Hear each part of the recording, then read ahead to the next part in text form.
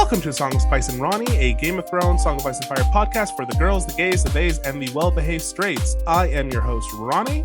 And I am your host, Spicer. And every single week, we will be going over 3 chapters from the A Song of Ice and Fire book series, talking about what happens, the lore, theories, and our favorite deaths. Do you feel death this week, Spicer? Do you feel that cruel cold? my squid beard. Yeah, we haven't done very many Pirates of the Caribbean references yet. We need to correct this. Immediately. I literally the other night watched Lindsay Ellis's video on Pirates of the Caribbean and how it almost happened. So like we're back, baby. We're so back. Great. For the audience, just so the audience knows, one of the things that bonds me and Rhani together is Pirates of the Caribbean, the greatest franchise possibly ever. Except we don't talk about that 5th movie. That 5th movie was garbage. No, we don't talk about her. We leave her alone. We leave her alone. She stays in the dark. Not canon. Not canon.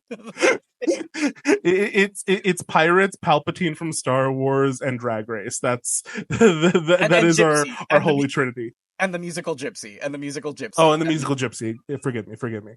But getting back to what we're talking about. So we're currently in the middle of a Game of Thrones. Our 3 chapters this week were Catelyn IV, Jon III, and Eddard IV. Lots of fun moving of the chess pieces. Hey. George was like, last week I gave you character studies. This week, plot. Yes, absolutely. I fully agree. So let's jump into the first one. That's Catelyn IV. Let's do a little summary synopsis. Catelyn is on a boat. She's sailing those seas. She's a pirate. She's not. She's just getting to King's Landing. Pirates of the Caribbean. I know. It happened. Everything's connected. The red string. Anyway, so she's heading to King's Landing with Sir Roderick Castle. He's not much of a sailor. He was puking over the side, so he had to shave his whiskers. Oh no! But anyway, they get to King's Landing, and Catelyn goes to an inn, and then she's promptly woken up by guards who bring her to Littlefinger. We're introduced to Littlefinger for the first time. Yippee! That creep. Then shortly after that, Varys walks into the room. They have a little discussion, and they realize that the dagger that attempted to take Bran's life belonged to who? Littlefinger. But wait, it wasn't Littlefinger who did it, because he lost the dagger to who? Tyrion. Dun, dun, dun! The plot thickens. The plot, she thickens. She thick. God. It's once again, this is just like a crime, a murder mystery. This is just Hector Poirot, and this is the latest twist. Hector Poirot? Yeah. Hercule! Oh my god, I'm so sorry. Hercule, he's Hercules, man! Hercules. Yeah. No, you can't save it. You can't save it with another reference. That isn't how we do. You live in your shame. Red flag. Red flag. Okay, Spicer, what did you think about this chapter? First off, I love how we get the greatest sort of like Middle Eastern coded "my friend" with the captain. Yeah. Like my friend. Like it's I half expected him to have like one of those shawarma machines, and he's just like shaving off some. Like, do you want tahini? Like it was. Oh my gosh! It's Robin Williams' genie at like the very beginning of Aladdin when he's like the guy selling shit. Yeah, no, that's him. And just starting off, one of my favorite bits from this whole thing was Catlyn like being nice and being like, "Hey, I would like to give an extra tip to the oarsmen," and I believe his name is Moreo, being like, "Oh, don't worry, my friend, I will keep the money safe for them." Also, I'm allowed to do that accent. I am half Middle Eastern, so for anyone in the comments, don't come for me. I'm allowed. That's my family there. Anyway, but he's like, I hold the money for them. Otherwise, they will spend it on frivolous things. And Catelyn's like, no, they're allowed. I'll give the money out. You don't get to keep it, sir. It was good. It was good chat. No, that was so funny. I was just like, who is this diva? Like, who is this with his dyed beard? This diva. Yes. Which is another thing. I love that shit. Like how like Essos. I did like a video on this on TikTok like forever ago. Essos is so theatrical. Like Yes. they're such like bigger, like grander than life personalities, and you like see that like in just like they all dye their beards different colors, like blues and greens and purples and shit, and it's so fun. And the show went. What if we didn't care though? But they What if corrected it's it in House. gray? But then they corrected it in House of the Dragon, which I They did did. They appreciate. did. The I pirate. did. I did as well. Yeah, Yes. the Pirate Queen. Hurrah for the Pirate Queen. But also I did. Not the mutton chops. Not the mutton chops getting cut off. Poor, Poor poor Knight. Roderick. Poor Roderick, just Yeah. getting his mutton chops cut off and just not does not have sea legs. Girl, I've been there. It'd be hard. It'd be hard. Oh God. But also just like Super Mom, once again, all the Catlyn haters. I don't understand. This woman is going through agonizing pain. And is like constantly like, wow, I'm in a lot of pain right now because my fingers almost got cut off and I should be healing. But here I am traversing the seven seas because I need. Remember when I nearly lost a hand defending my child's life with bare hands on a bare blade? Yeah, no, she's the worst. Go to hell, y'all. I just Super Mom, just over here, Yeah. just fighting for everyone's existence. Can you see Cersei doing that? Can you see Cersei? No, Cersei would not. Like Cersei would be like, "I'm sorry, baby. Sorry, you have to die. Jamie will take care of it. Uncle Daddy will take care of it." Also, I'm going to now refer to him as Uncle Daddy. No, you can't because that's actually on TikTok. That's Damon's nickname. Oh, really? Yeah. People call him Uncle Dragon Daddy. Actually, shout out to my mutual Kayla. She got shirts made and she got Matt Smith to sign shit as Uncle Dragon Daddy, which I think is insane and so good. Oh God, Matt Smith, turn it. God, Yeah. God bless him, and his cheekbones. Yeah. But yeah. Also our Littlefinger. Yeah, I did right. Like Littlefinger, he back in. I love how Catlyn like has this moment of like maybe he's changed, and then immediately nope, he has not changed. He is the same human being. He is a piece of shit. He is slimy. He is weird. He is creepy. He's just more powerful now. So worse in many ways. Yeah. Also, the entire time they were like describing, because this is our first time we've been to King's Landing. Yeah. And do you know that direct to video Pocahontas sequel that they made? Did you ever see that? Did you ever see that one? You had to see that one. I think I own it, sadly. I think it's in my VHS collection. Yeah, but like you know the song they sing when they get to London, da London town, everything's for sale. Like sure, yeah, that's what it's playing. It's basically a deep cut. Yeah. Like it's our off-brand Bonjour song. Like Alan Menken. Yeah. I got the B-side of that song over here. If we want to use that for this. But anyways, that's like what was going through my head the entire time. Like I'm just like, oh God, our fun little London town. Love that. And I also loved the moment where like she draws the knife. Like when she like goes to and then there's like the bank, she like goes to sleep and Roderick's like, I'm gonna go take care of shit. You just rest or whatever. And she's like, okay, I'm not sure if I'm gonna be able to sleep. Blackout. And then wakes up to the sound of people banging in the name of the king. And she like holds her knife and they're like, put that down, my lady. And I'm like, she's gonna fuck a bitch up. Like, yeah, no. Like she'll take one or two of you out on the way down. She's gonna cut something, okay? So you be careful with her. Like this bitch just survived an assassination attempt. I wouldn't fuck with her, dudes. Yeah, like, no. She is not to be trifled with. No. I did want to say one. I'm literally Lord Varys, and I hate this. I hate this for me. Because the way that he is described as plump, powdered, and hairless as an egg. Yeah. Ladies and gentlemen, tonight. Well, what's great about in the video right now is as you were saying that you were leaned in so far to the mic that literally all we could see were your eyes and the egg shape of your head above you. Like, ladies and gentlemen, tonight the role of Lord Varys will be played by Spicer W. Carr. Yeah.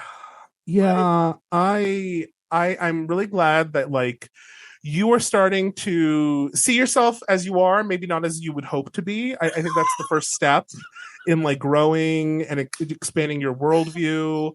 I think you're beautiful. I think bald and powdered is a look. I think my favorite description was moist breath. He just like that's okay. That's great. That's wonderful. You're beautiful, baby. But anyways, that's just like an interesting thing that I picked up in this chapter, because the way that George comes in so hard, being like, "This is a queer character," like, Yeah, like, yeah. No, it is really interesting, and it is such a vivid description, as you mentioned, like with the giggling, with the shrieking, with the powdered, with like the softness, like everything about him. The dyed beard, like it's. With the captain, yeah. Oh my bad, because it did mention that he has a beard. Does? Yeah, like I was surprised. I thought he doesn't. Oh, maybe I misread that. Does. I misread that. My bad. It did okay. say No, you're good. It did say hairless as an egg. Yeah, that's why I'm like, no, I think he's not. Which leads us very, very naturally to one of my favorite things to discuss. Because I think in this chapter, queer rep, all that, cool. We love. Hey, yay, gays. But I think another way of reading is that this is our first introduction to the most easily confirmable theory of all time, that Varys is a mermaid. Because, remember, in this chapter, his breath is what? Moist. It's moist. It's wet. Why is it wet? Why is it always wet, Spicer? Why? Because he's in the sea. Because he comes from the sea. Okay. When they were on like the boat following down, how did he know that Catlyn was coming to King's Landing? Why? Because he was in the sea with them. He was in the sea with them, Spicer. He was just like flipping through the waves, just like whoosh, like a dolphin. Okay, and that's why he's hairless. Got to be aerodynamic. That's why he's always powdered, because he has to powder off the second he gets out so people don't see how wet he is. Okay, it all makes sense. All the dots are coming together, baby. Okay, and we will get, and don't you worry, because we'll get further confirmation the further we get into this series that Varys is a mermaid. End of monologue. You know what it is? It's the Disney Channel original movie 13th Year. That's what this is. That's what Game of Thrones actually is. It is Varys' 13th year. He's turned into a mermaid. Puberty is tough, and you grow gills sometimes. Yeah. No, absolutely. And now that I've had my fun, a few things I did want to touch on before we move on, because we've been talking about this chapter, but not a lot about this chapter this whole time. Yeah. I want to say Littlefinger's interactions with Catlyn I find very interesting, because yes, she like, especially at first, she does not trust him, because she's like, okay, you're pulling a lot of shit here, but eventually, actually no, before I get to that, but with the stuff he's pulling, he's trying to show off, and I think it is the cringiest straight dude shit ever. Like all the shit with the knife, he keeps doing like knife tricks in front of her, like tossing it up and around and catching the blade and then like throwing it across the room, like just casually, just like chilling as she's like there and they're having a conversation about the attempted murder of her child. But he's like, hey, isn't this kind of like sick, Catlyn? Remember like when we were like young? I couldn't do this when I was young. Yeah, right? Like, what are you doing, sir? Anyways, here's Wonderwall. Like, yeah. Just like, dude, it's not happening. She's married. Yeah. She's just not that into you. I'm so sorry. Like, God. Like, I know you've been practicing this Digimon like move forever now, but like, I'm sorry, it's just not happening. Babe, give it up. Give up the ghost. That your high school crush is just not into you. And I will say, along with that, though, it is kind of unfortunate, because it's eventually his shtick does kind of work. Not the knife twirling, but the fact that he is able to help her and give her information that she doesn't have, like, I think is what unfortunately leads her to like leaning back to like, okay, this is still my childhood friend. Like, yes, he is how he is, but he's here and he's willing to help me in a way that not a lot of people are at the moment. So I find him trustworthy. And so she like gets there, and it's really sad because like and this is kind of like Littlefinger's MO is he makes himself helpful. He makes himself helpful in a way that you, like the character he's kind of working over, can't ignore. Yeah. And yeah, so it's always like the saddest trap, and it works on everyone. And it also, for anyone who wants to point to this as one of the reasons to hate Catlyn, because like, oh, Catlyn told Ned to trust Littlefinger, please remember that Ned also thinks the same thing. People conveniently forget that, but I will get to that later when we do next chapter. Anyway, that's my piece. Yeah, no, it's very sad because like you can see from the beginning how he ingratiates himself with people, right? And it's very clear what he's doing, but it's like it's hard, and I think like what the reason he does it is like no one else in this world wants to help anyone else. Like everything is so incredibly transactional in this world, and to have somebody who's like, I just want to be helpful. And like they don't see that he's setting up for a move later down the road that is actually going to be their undoing, which is kind of sad because it's like you have to be suspicious in this world, like especially now that we've come down south. Like honor don't mean shit. Those Southerners, you Southerners suck. Honestly, it's just like every there is no honor. It's all transactional, and so to have one person who is just trying to like be helpful, you can't help but be suspicious. And what's so sad is Catlyn is such a smart character and usually is like very like not suspicious, but just like constantly like looking at people and be like, why are they doing this, right? But now that she's like A, desperate, and B, this is somebody who from her past, and C, they are just kind of being like, oh, I don't want anything. Right, like you know, red siren should be going off. Like, yeah, and again, that's what's interesting is like they do, and she does initially like clock like, okay, he's still behaving in a way that I don't appreciate, but he always can like sneak in. Like, there's just enough of the reality of the situation of who he is that people do see the ugly side of him, and then I think it almost like tricks your brain being like, okay, well, he's not being like that deceptive because like I can see how he's acting, but then okay, let me let my good nature out, and here's how I'll be helpful. So it's like a reverse of like the normal tactic of like coming in like all smooth and then trying to like get the shitty thing or like get you to do the shitty thing. But he comes in like, hey, yeah, I'm a little skeezy, but deep down, I got this heart of gold. Oh no, and it works. On everyone. And again, like it works on literally everyone. So when people are like, oh, how can Catlyn not see? How does everyone not see that? How does Robert? How does Cersei? How does like all these people have been constantly played by this man? Which like is the theme of like, which I have a lot of notes about Baelish that maybe we should probably move on because I have a lot of notes about Baelish in the next chapter. But it's he is clearly playing three-dimensional chess and everyone else is playing Go Fish. Like, yes. No, fully agree. No. So yeah, let's leave that for Eddard, which will be our last one. And for right now, why don't we go on a break? And we are back. Okay, moving right along, we are now onto Jon III.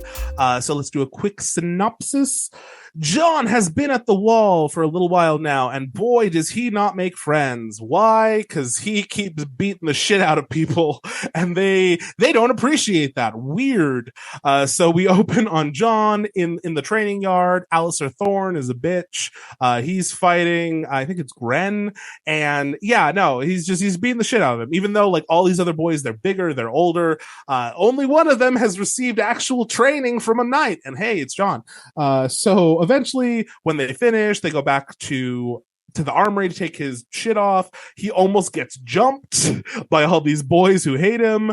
And then he gets saved by one of my favorite cut characters from the show, Donald Noy. He's the one-armed blacksmith, and he's going to read you the business. And he tells him, hey, you need to learn about class consciousness because, boy, you don't know shit. And yeah, Jon's like, oh, okay, maybe you got a point there. But then he goes, he has a little walk with Tyrion. It's really nice. Then the Lord Commander is like, hey, I have news about Bran.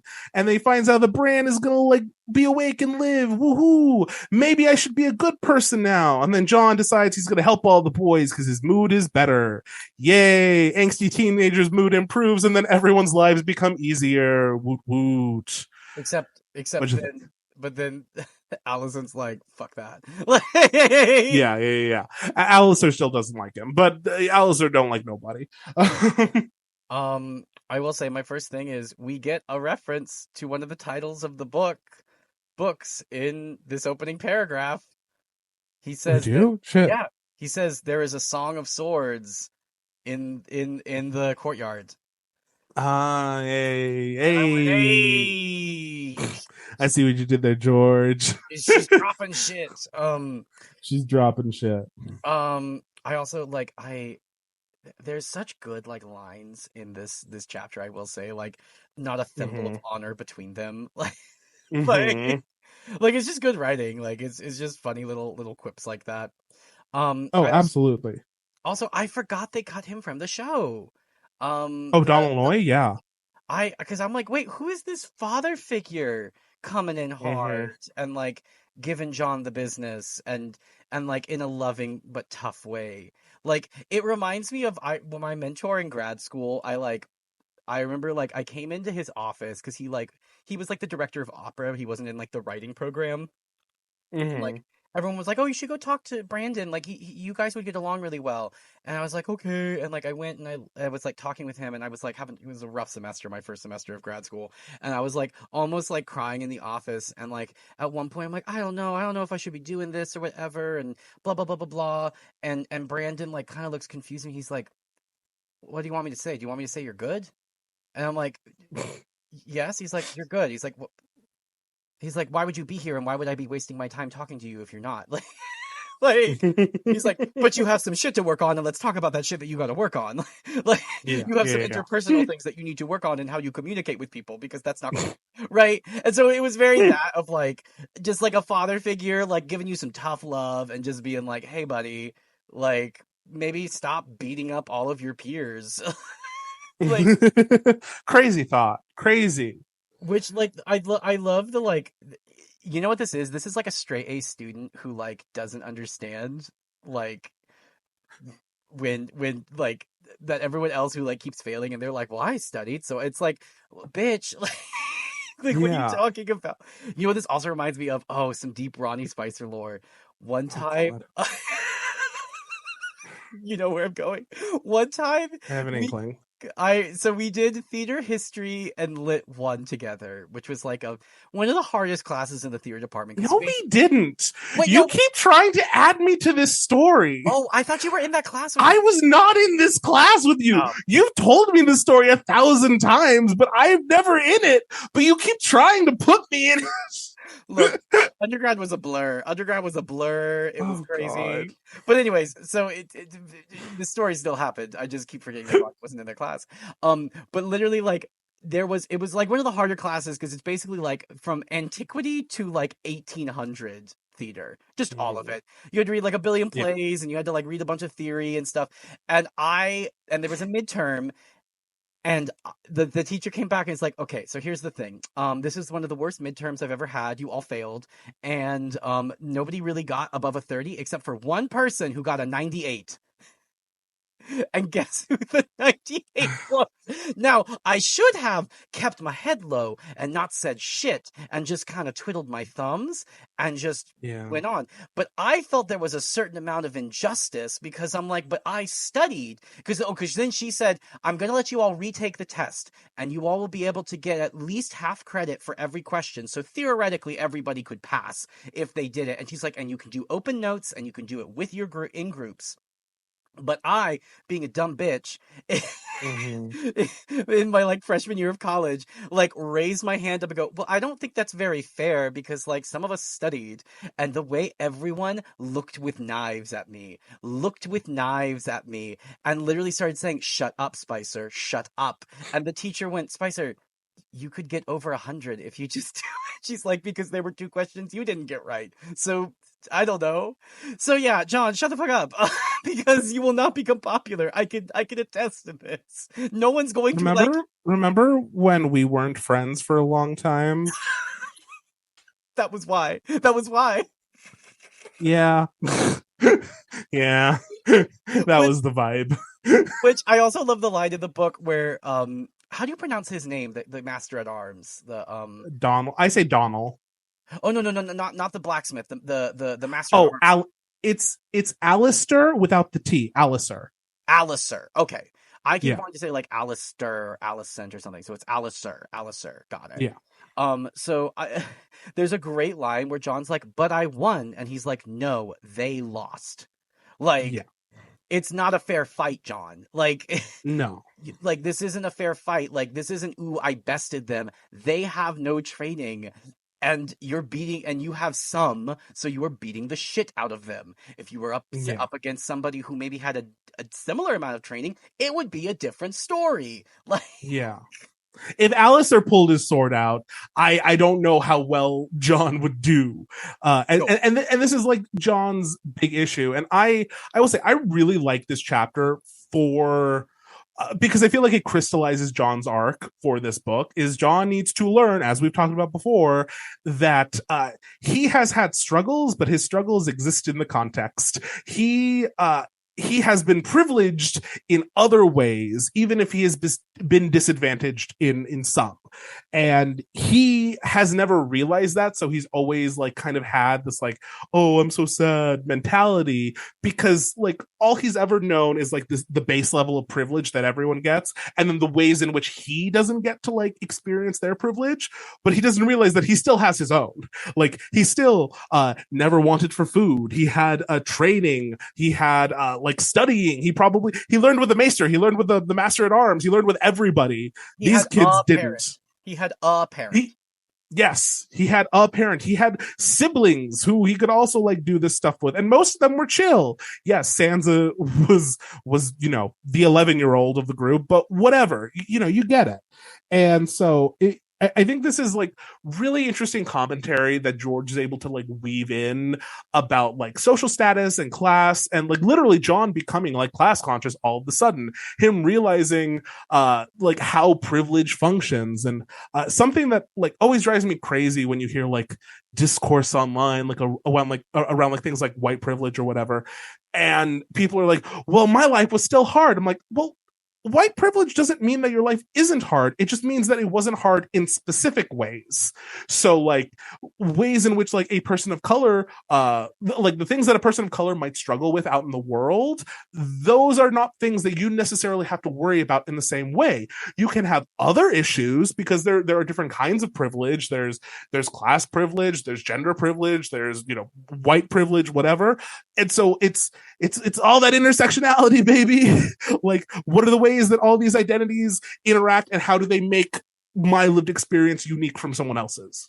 I remember when Rhani first, because Rhani was the one who started making me aware of some of my privileges. Because one time we were hanging out, and we were hanging out with another former friend of ours, and we were in our apartment, and we were talking about, and like there was this fancy new fridge that served ice. Like the ice came out of the fridge. It had an ice dispenser. Mm-hmm. And the other friend was also like kind of raised a little in like a poorer family, and they're like, oh my god, this is so fancy, like, oh my god, I don't have to like scoop and get ice or make ice or whatever.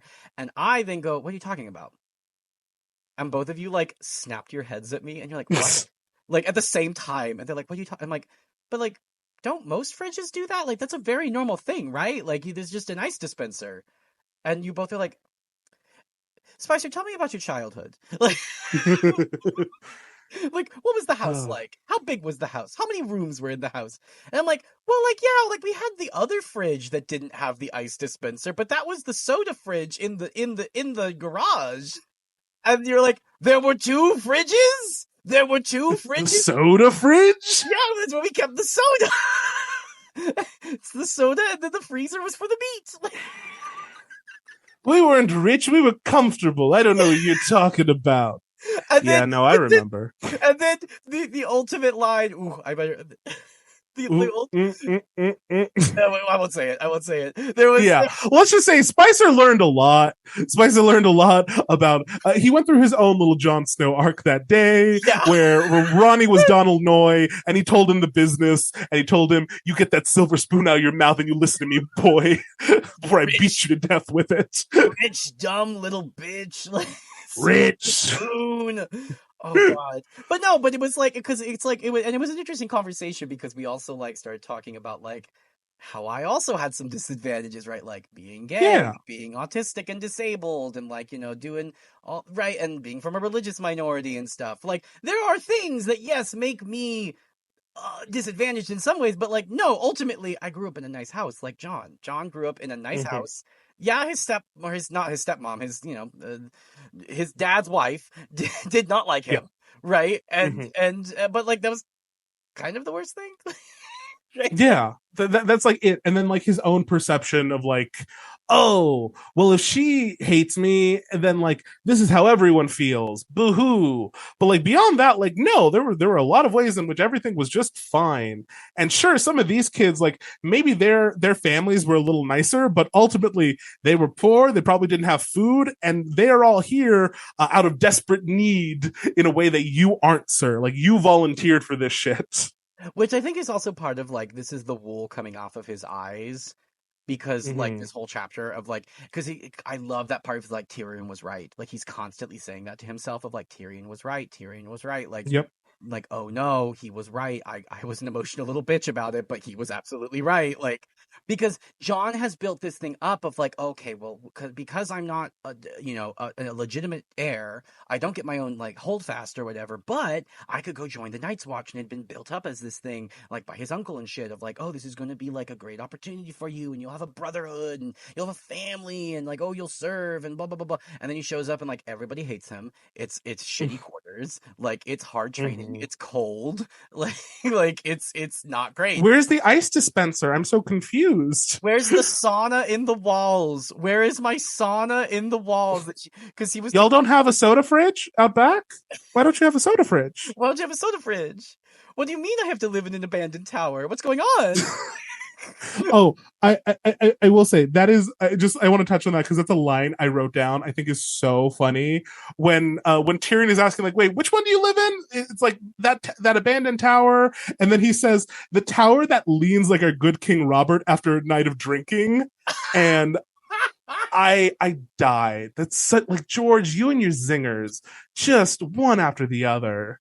This chapter had some good little one-liners. Like, it was funny. Every time Tyrion comes in, we get our funny little one-liners. It's great. Like, yeah. I will say it makes me so like sad that we don't get more, because like I forget like how integral the initial like Jon Snow and Tyrion dynamic is for a little while there. And I love it. Like all of Jon's chapters up until this point so far have included Tyrion. So like every time we get Jon's POV, Tyrion's there. And like the fact that like we don't get it for much longer, I think there's like one more, and then these two characters, like as far as the published material goes, never meet again, is so sad, because like Jon learned so much from this guy, and this is probably like the best influence that Tyrion ever has over another person. So sad day. Yeah, it's so like, it is sad, because like there's such a good dynamic between them, and also like I feel like this is also the first chapter. Like, I like what you said of this sort of solidifies Jon's arc, because like Jon has an arc through this whole chapter, right? Like we start like being like life sucks, womp womp, it's the bad awful no good day. He gets the business from two older men being like, hey buddy, like, maybe don't beat people up. Maybe you're being the bully. Like, Like, Yeah, I love that scene where when Donald's like, "You're being a bully," and John's like, "What? No, just because I'm good. Meh. I studied." I'm just gonna keep making jokes about you. I'm sorry. You are John here. I now see why you don't like John, because you're like, "Oh no, the mirror. She's being held up to me." it's being held up to me. I'm a 14-year-old. I am both Varys and I am John. I am Wow. a mermaid with great hair. Yeah.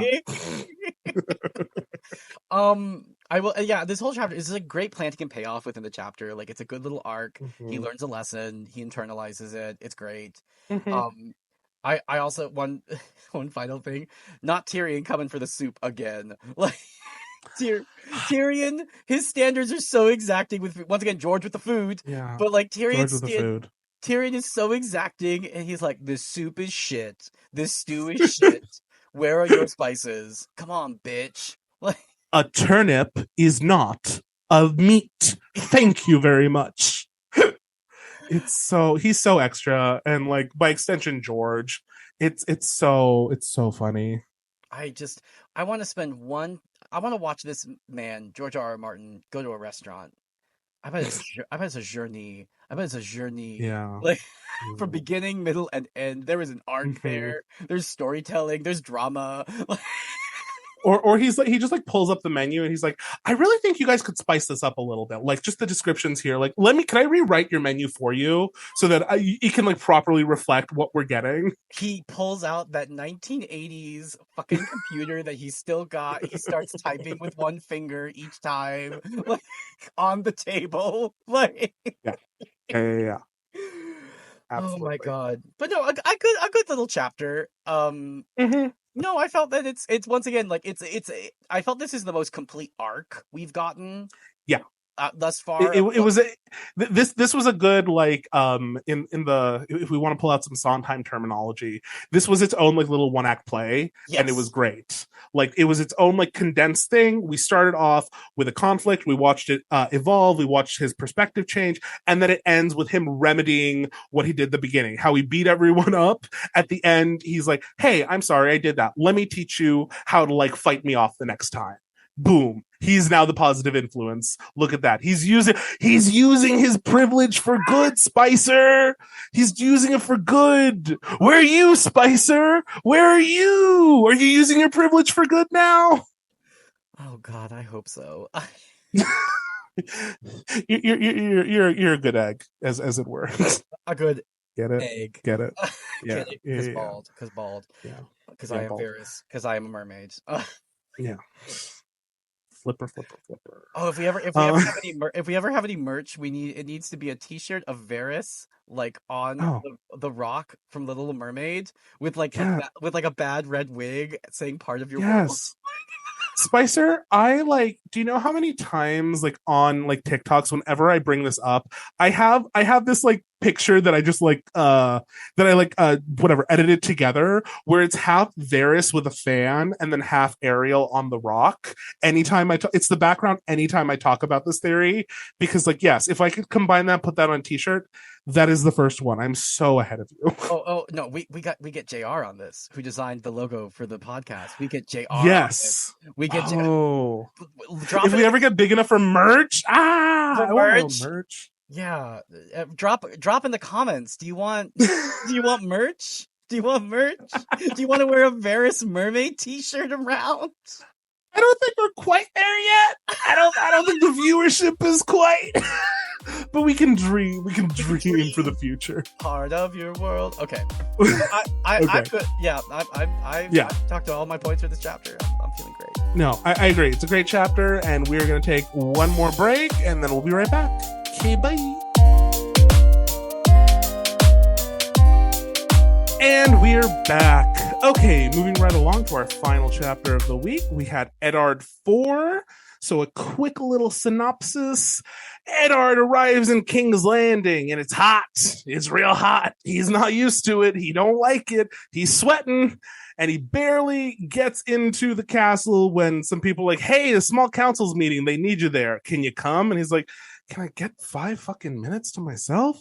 But no, he shows up and he gets to meet the whole motley crew. We get the return of Littlefinger and Varys. We get Renly. We get to meet Pycelle. I think that's most of them. And yeah, he realizes basically that Robert is terrible at his job. He's bankrupted the realm.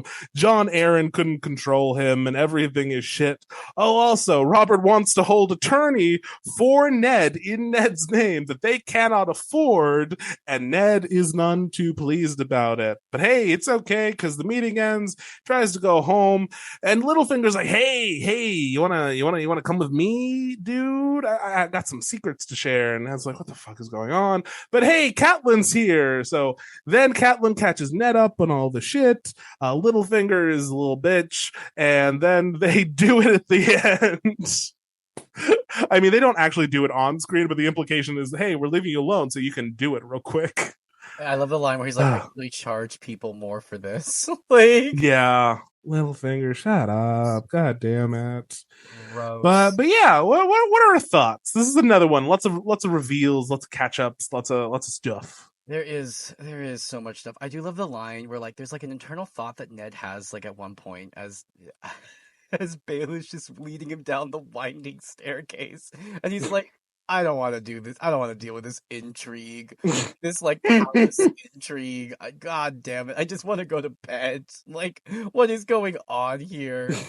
But the POV is coming in strong with the different perspectives because it's so funny the way that like Catlyn describes Varys. Mm-hmm. And then the way that Ned describes Varys, and he does not like this man. He is like, he does not. Fuck this queer-coded man. I do not like him. I'm from the north. I have some biases. I have some internalized problems.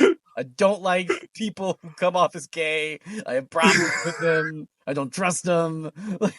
Yeah, like I will say I'm typically I like Ned. I think Ned is pretty fun. He's like a cool guy, but it is interesting to be like, oh, you got some it's giving homophobia. It is giving you do not like this man. Ned is a cop. Once again, Ned is just a cop. Stop it. The people don't like this, Spicer. They don't like this. Stop speaking your truth. But no, because he's one of those like well-meaning cops, but also is incredibly homophobic. God, but once again, his whole arc is he realizes the system doesn't work, right? Like that's at the end. Yeah. He's like, oh fuck, yeah. I was playing for the wrong time, the team the whole time. But anyways, yeah, just great POV writing, George. Way to show us people's biases without beating us over the head about it, right? And making it into like a fucking cartoon character. It's like, oh, this person clearly has some biases against people who are different.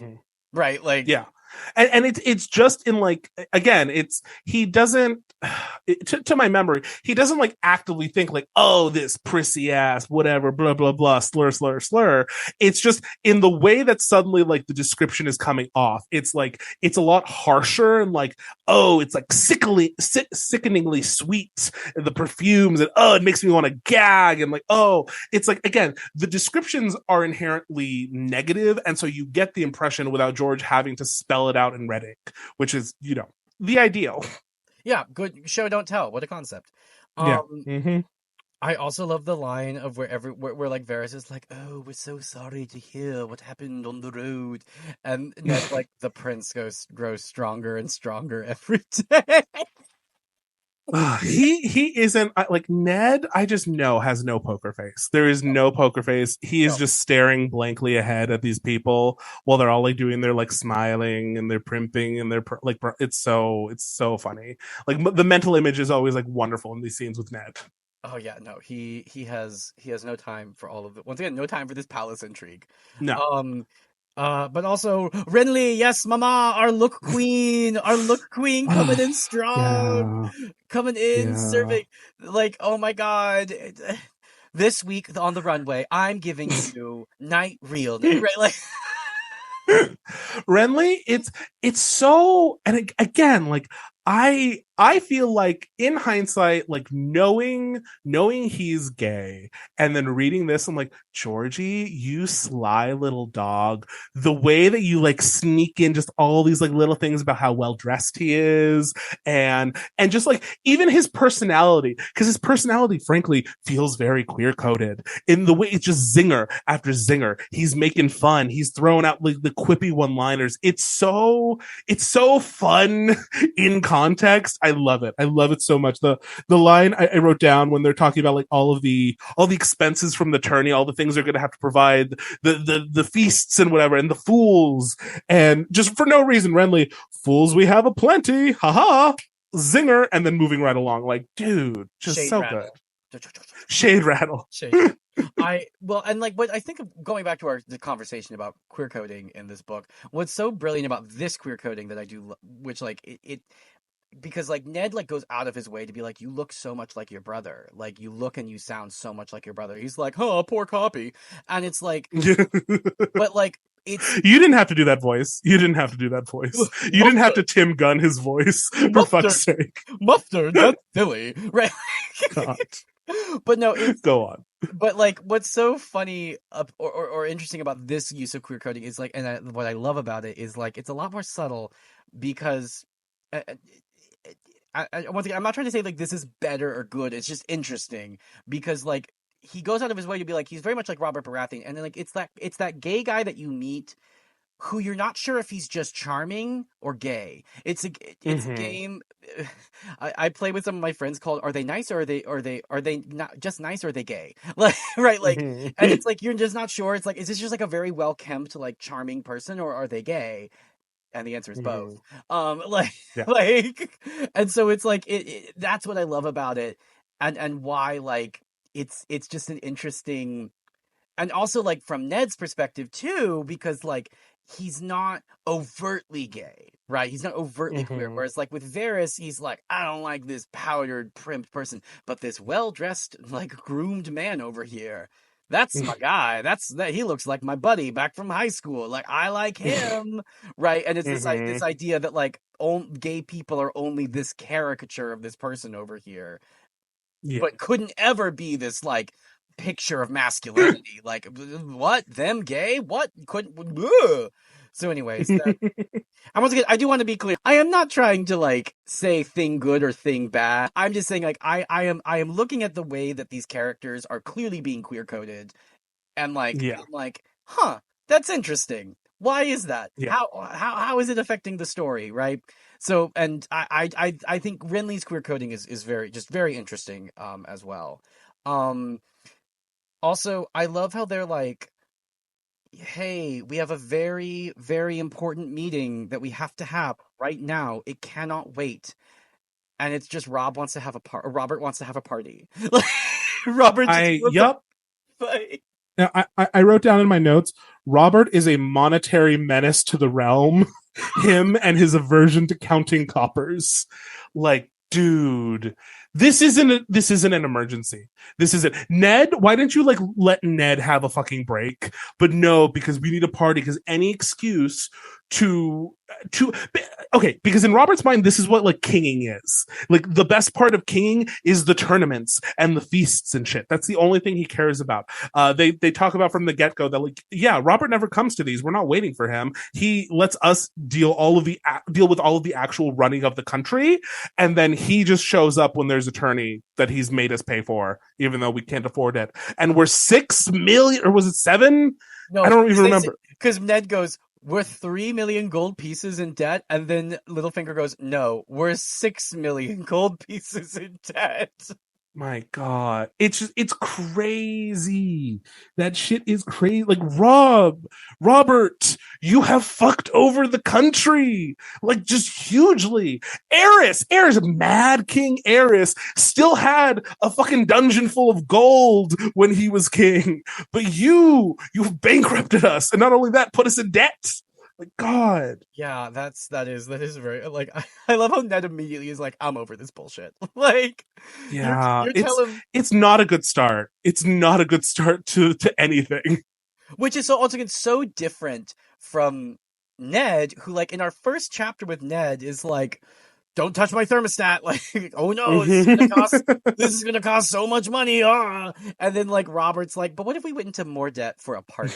Like, Well, but see, I think this is like that kind of illustrates like the difference in the like how Ned indulges versus Robert. Is Ned is a good administrator, 95% of the time, and so every once in a while when the king is showing up for the first time in years, he's like, yeah, we can spend some money, like we've been good, like our savings are solid, like it's okay if we like spend a little bit of it this time.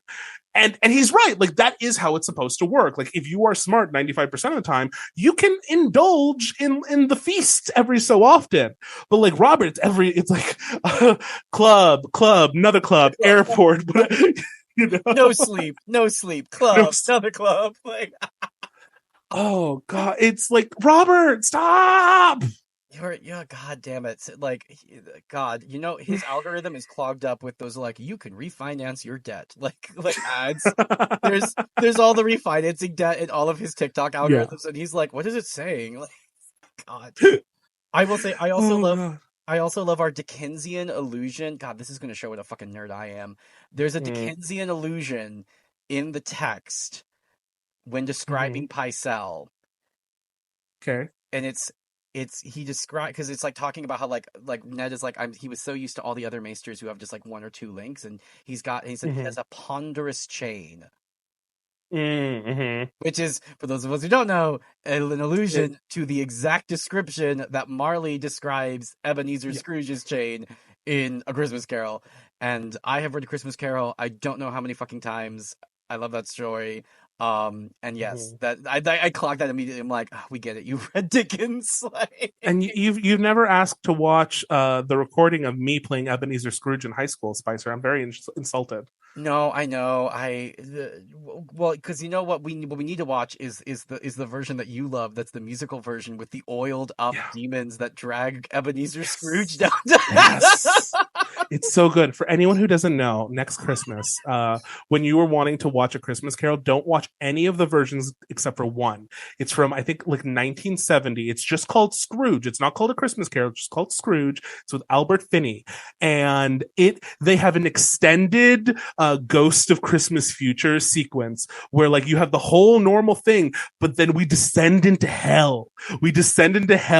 Where like Scrooge like falls into a grave, and then they bring in his chain. But the people bringing in these chain are these like muscled out dudes in like black hoods, and they are shaved. They have shaved chests, and they are oiled up. It is absurd, and they're just like one after the other, just like walking in and like dropping this chain on Scrooge as he screams, and like oiled muscles are like glistening in the fiery light.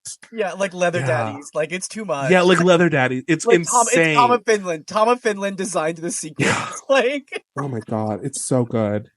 But we are getting off track. We're getting so off track. But I will say, the other thing that I need, the absolute bullshit of Ned's journey to Catlyn feels like a fucking spy movie. Lord Baelish is a James Bond villain, because it's like, what I'm seeing like, those like old spy movies like from the 60s or 70s, like or like the Get Smart opening sequence where there's like jazz music, but it's like da da da da da da, and there's like all the doors opening, and Lord Baelish is like doing like handprints and like eye scans to like go to his brothel.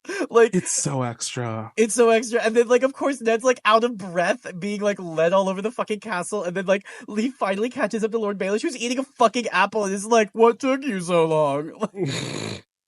And I will say this leads to one change that the show made that I actually kind of like, is the show alters the scene where Ned is like about to kill Peter, because he thinks like Peter is like making jokes and whatever.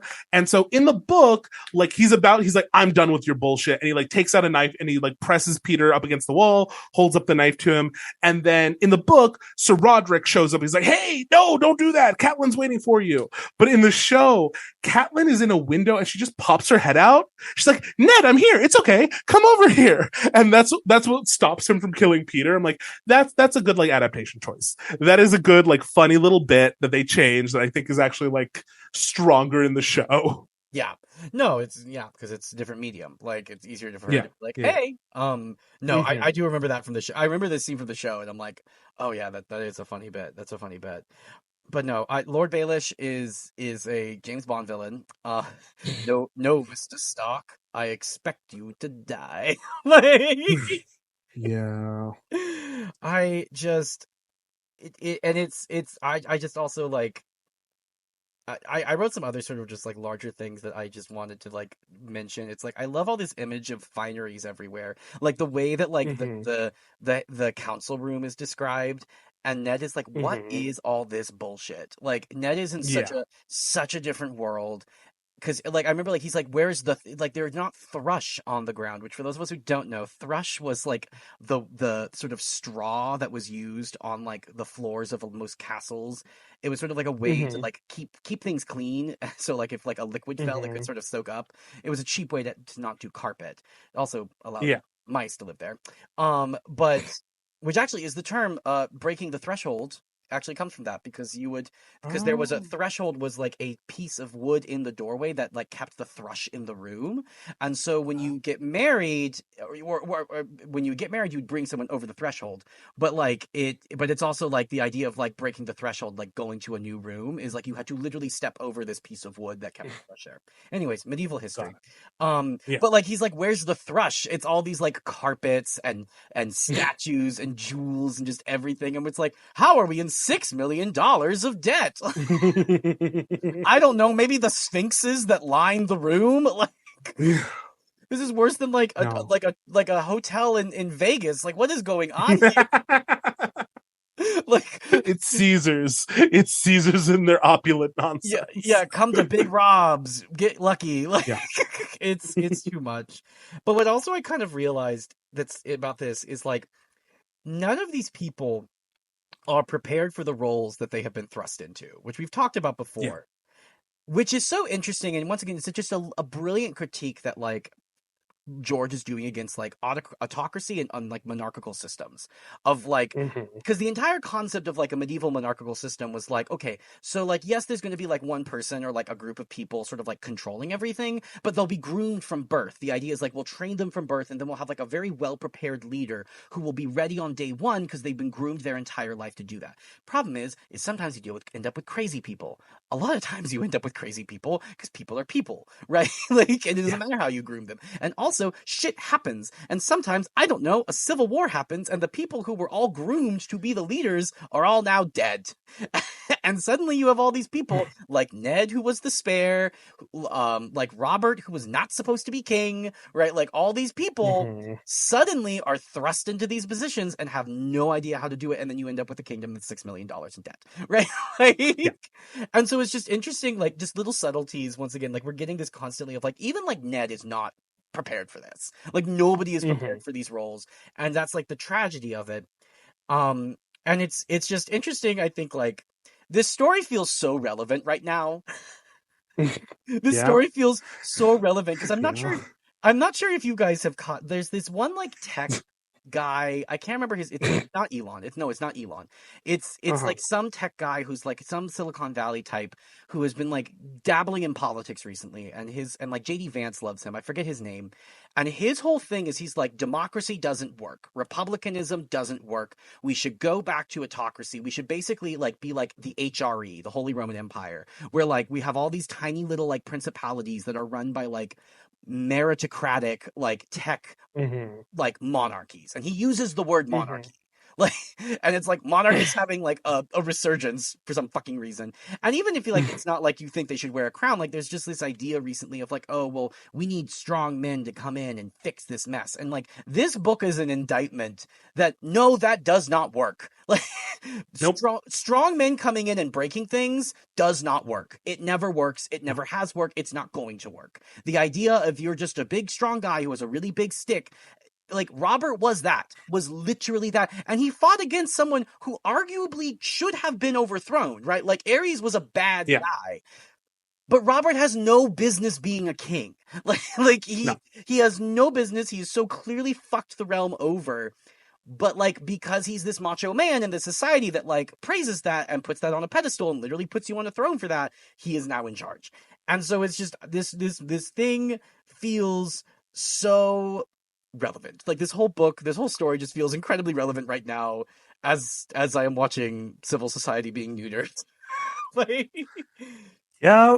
No, I think it's no, I think there's a reason that I've been like fortunate enough to have like an online presence kind of pop off at this point, and I think it's because this story kind of means something in the modern age, as you've so eloquently put, and it's scary. And hey, like I don't know. Let's keep reading and I don't know, figure out more of the things that could go wrong. So maybe we can plan against that in the real yeah. world. George is like, I literally gave you a how to fight fascism book. I literally gave it to you. Yeah.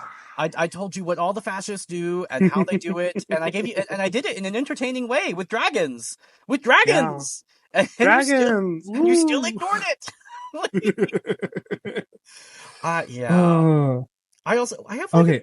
I'm sorry. You go on. You go on. Well, I was going to say something I wanted to make sure that we brought up because I kind of teased it earlier is Ned's reaction to Littlefinger, I think should be noted because it's something that people forget about a lot, because Ned does not like Littlefinger, but Ned also kind of agrees with Catelyn's assessment of the situation in that, like, ultimately he is skeevy, he's a shitty guy, but Ned says, I can work with shitty guys, I can work with people that I don't like, because this is ultimately someone who grew up with Cat and I know he cares about her. So as gross and unpleasant as I find him, like, I will work with him. And that is something that people completely ignore, because just so that you know, Spicer, because you are newer to this side of the internet, people specifically point to this instance as one of the main reasons to hate Catlyn. There's another one that's coming further down the line, which I'm sure we'll get to, blah, blah, blah. But like, this one is a big one. People blame Catlyn for Ned's death based on this chapter. Because Catlyn tells Ned, like, you can trust Littlefinger because he cares about me. And they say that because she's so stupid and she's so dumb to think that gets Ned killed. Sure, there are no other contributing factors to that, whatever. But like, no, I want like to point out, like, in the text, it says that Ned is like, no, he is someone that A, I can work with, and B, like, he cares about her. So that makes me think that at least in this regard, when it comes to her, I can trust him. Later, he does add, when Littlefinger is kind of like adding some sprinkles on the top with Catlyn and being like, oh yeah, well, don't tell people how nice I am, blah, blah, blah. I'm just like, I'm secretly sentimental. And Ned goes like, okay, I don't trust any of that. But he doesn't trust that specifically. He doesn't trust that, like, Littlefinger isn't skeevy, but he trusts Littlefinger's relationship with Catlyn and therefore the fact that he will help. And that needs to be noted for all you fucking Catlyn haters out there. That's your boy Ned Stark saying that, okay? So please go reread the text and pay attention this time. But it's also like we talked about that earlier, where it's like it is so easy to fall for Littlefinger's trap because, like, you are in a world where everything is so transactional, and to have one person who is not acting in a transactional manner in the moment, right? In the moment, yes. In the moment, he's not being transactional. Later down the line he is, but in the moment, to have someone who just feels like, I'm just a nice guy, right? Like, he is playing Catlyn here, right?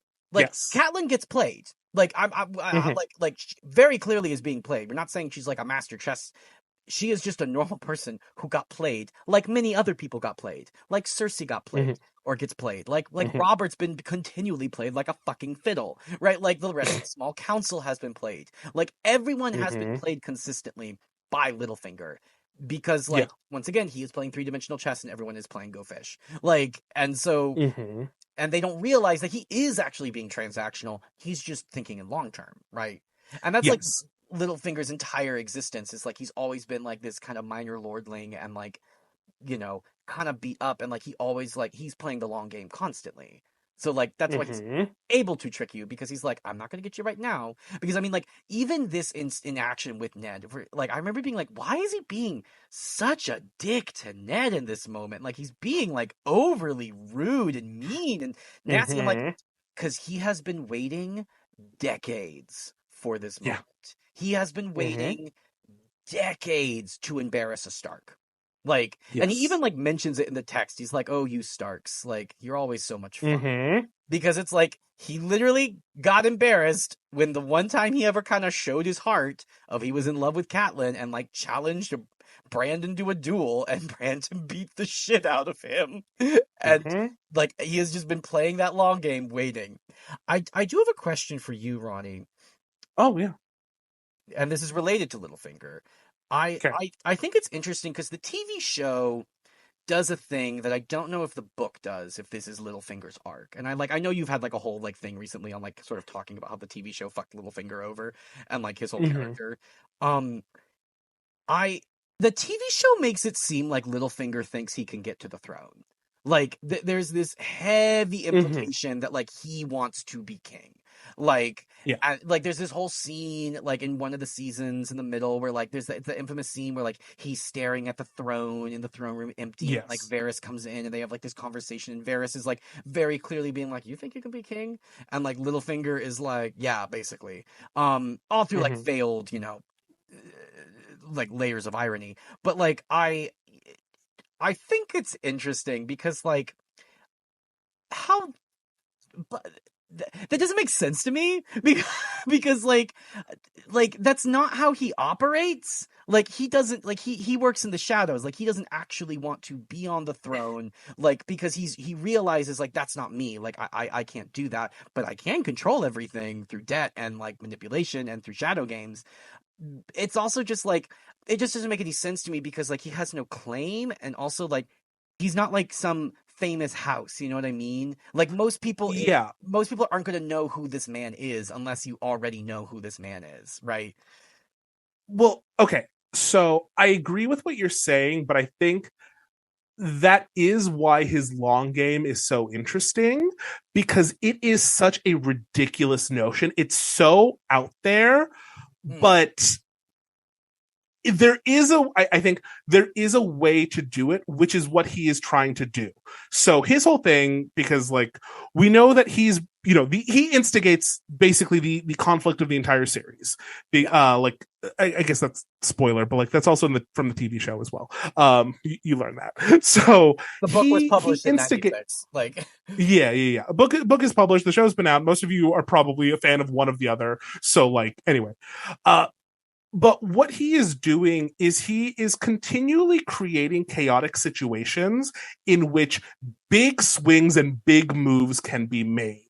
Because like think about what the stuff he does leads to. For example, the eventual like the Boltons in the north taking over for the Starks in a while. The Starks have ruled the north for thousands of years. In comparison, the Westeros, like the seven kingdoms as one nation, have existed for 300 years. So his machinations have led to the toppling of a millennia old dynasty. And in that chaos, there is opportunity for movement, because that's Littlefinger's MO is he takes whatever position he's in, whatever little thing he is, and he trades it up. He trades it up to a slightly bigger one. And then he uses that to leverage a slightly bigger one. And he just keeps on going. I did a video where I said like he plays that game where you like start off with a paperclip and you want to see if you can trade all the way up to like a car or something, where you just like slowly accumulate more and more. And that's what he's done with every position. Every position he's leveraged it for something bigger until this nobody is somehow on the small council in King's Landing, which should be an impossibility for someone of his status. That like those council seats are supposed to be for the big houses, and if not like the major houses, at the very least like the richer ones. You know what I mean? yeah, because like So he's like a minor lordling. Like yeah, he's so minor. He has nothing. You'll eventually see like what his actual like stronghold and like what his lands are supposed to be, and it's the most pathetic thing in the world. And you suddenly get like, oh, I see what he's doing. And so what my opinion is he is slowly like destabilizing regions and making moves that he can eventually like cobble together enough of the kingdom under his control that he can leverage it for the whole damn thing. Yeah. So like if you think about his trajectory, he like from nothing, position, small council. From small council, he suddenly gets Harrenhal, the biggest castle in the kingdom. From Harrenhal, he marries Lysa Arryn. He is now in charge of the Vale. So from like an important like area and land, he suddenly has an entire kingdom under his control. And that's where we kind of leave off. So from there, and what he's, I think, eventually planning to do with Sansa is basically take the Vale and get it to leverage both the Riverlands and the North. And then once he has 3, he uses those 3 to leverage the rest of it. And once everything is like under his control, he's bought everything off, then he can kind of come out of the shadows because there's no one left. He's taken everyone out and he's leveraged everything until everything is fully under his control. At least that's his plan, in my opinion. So it's not going to be about claims or like his. I should say it's not going to be about his own claim. I think he's going to like try to use Sansa for that. If we can like leverage the king in the north thing, but oh no, she's the heir to Winterfell now. Oh, look at these 3 kingdoms under their king. These 3 kingdoms now, or queen, these 3 kingdoms now conquered the rest of it. So all of this is now under the queen of the north. And oh, I think she needs a husband. King consort, yeah. There you go. King consort. the greatest exactly. word ever. Yeah, okay. Wonderful. That sort of makes more sense. But I also think like it's kind of also like once again George writing a sort of a political analogy of like that's stupid. Yeah, these systems. He's pointing out the weakness in the systems and the way that you can hijack it to do something that they're not intended for, and that's not great.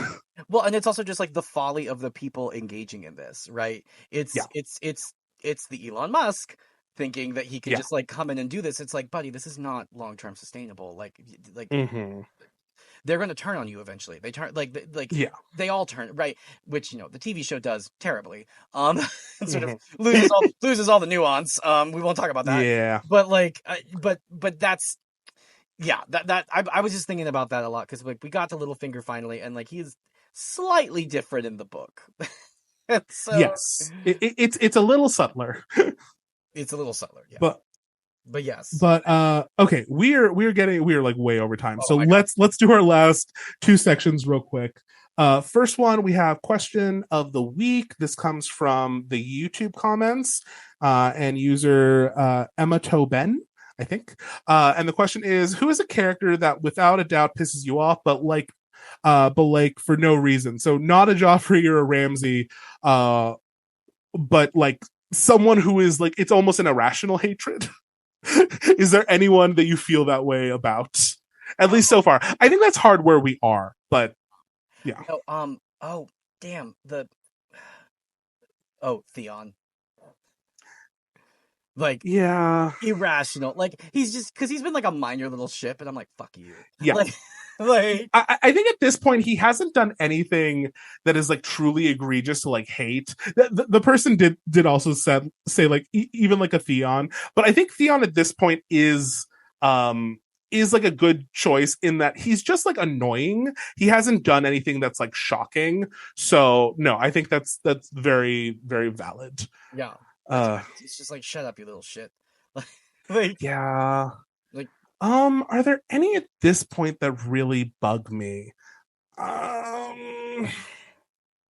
Not real. I think Jon is kind of, or at least has been kind of annoying up until this part. But he's like this point, he's suddenly getting better. So like, I don't think that long term, but again, I think he was like meant to be annoying before now. So yeah. I don't. I feel like this is a good question. Like, ask us again when we're like in the middle of like books 3 or 4 or something, and we'll have someone who's like rough. Yeah, we're gonna be like, fuck this bitch, fuck old Nan, fuck old Nan, with your stories. With your yes. And please remember, if you want to ask us, like, if you want us to talk about a question, like, during the podcast, please drop it in the comments of either, like, one of the podcast networks or YouTube, and I look through them and I try to find one. And if there are, like, multiple ones, then I have, like, more options. So please do that. And then, anyway, last section, though. Spicer. After last week, after the highs of last week, who is your favorite death? Damn it, we're non-existent. We're back. We're back, baby. Well, they mentioned the Butcher Boy again. So okay, you can be double sad. I can be double sad because like they like okay. Ned is still like fucking pissed and is like remembers that bullshit because they mutilated a child. For no fucking reason because they're fucking monsters. None. So like I guess the Butcher Boy because we did get a mention of him again this week, so there's that. Okay, I'm gonna be creative again, so I'm gonna say the death of Moreo, the captain's scheme of stealing the 60 coins from Catelyn Stark instead of stealing it from the oarsmen. Catelyn Stark caught it, and his scheme it died in that moment. I think that's tragic, and therefore it is my favorite. He held it in his arms with his brightly colored beard, tears running down. Yes. Oh my god. Okay, and with that, I think we are wrapping up. So, I'm sorry, I don't know how to transition. It's fine. So, for next week, our chapters are Tyrion III, Arya II, and Daenerys III. I will warn you, the Daenerys III is kind of rough again. I forgot about this one, and it's So, just like be prepared going into that. But yeah, please remember, comment on our stuff, share, like, review, do all the things, spread the word. Fight in the comments. Fight in the comments. Engagement. And have fake fights with like fake receipts and stuff. You make up things. Please don't do that. But yeah, so y'all are great. Thanks for listening, and we will see you all next week. Say goodbye, Spicer. Goodbye, Spicer.